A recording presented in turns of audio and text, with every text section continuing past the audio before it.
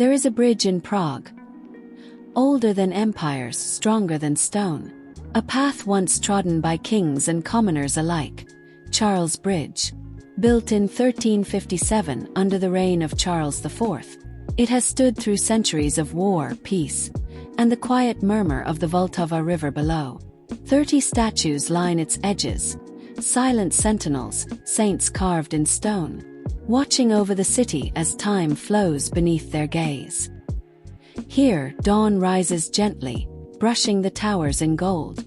By day, the bridge pulses with life. Musicians, painters, lovers, and dreamers. And when twilight falls, a hush descends, and the bridge becomes a shadowed memory, linking the past to the present. This is more than a structure. This is Prague's soul in stone.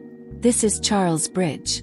May you walk here one day, and feel the centuries whisper beneath your feet.